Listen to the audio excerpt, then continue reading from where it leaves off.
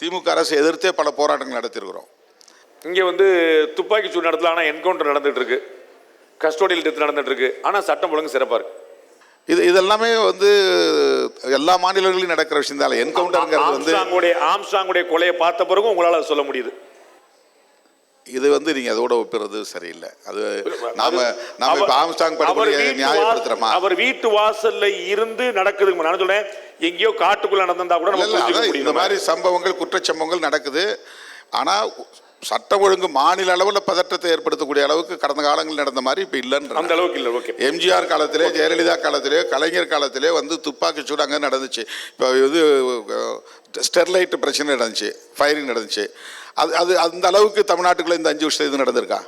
இந்த மாதிரியான படுகொலைகள், தனிநபர் மீது பாதுகாப்பு இல்லை, வன்கொடுமைகள் இது நடந்திருக்குங்கிறத நான் ஏற்கனவே அட்மிட் பண்றேன். விஜய் அவர்கள் வந்த பிறகு பட்டியலின வாக்குகள் பெரியதுன்னு நினைக்கிறீங்களா? பட்டியலின சமூகத்தை சேர்ந்த இளைஞர்கள், கிராமப்புற இளைஞர்கள், ஈவன் படித்தவர்கள் கூட திரு விஜய் பக்கம் போயிட்டு, இது ஒரு கற்பனை. இது அதாவது அவர் ஒரு சினிமா நடிகர், ஒரு பாப்புலர் ஹீரோ, அவருக்குன்னு அவர் மேல ஒரு கிரேஸ் இருக்கு. இது விஜயகாந்த் வந்தப்பவும் இருந்துச்சு, கமல்ஹாசன் வந்தப்பவும் இருந்துச்சு. அவர் போன இடங்கள்லயும் அது மாதிரி லட்சக்கணக்கான மக்கள் திரண்டாங்க.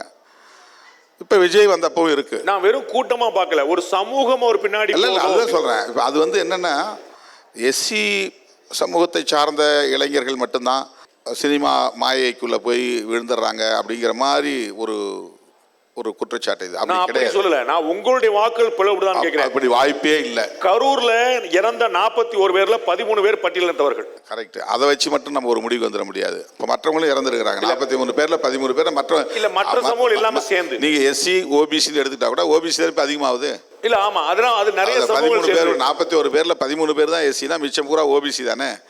அப்படி வட மாவட்டங்கள்ல இந்த மாதிரி அதை நம்ம அளவீடு செய்யறதே தப்பு. First generation, first voters, new voters அல்லது ஜென்சி கிட்ஸ், அவங்க மத்தியில ஒரு கிரேஸ் இருக்கு.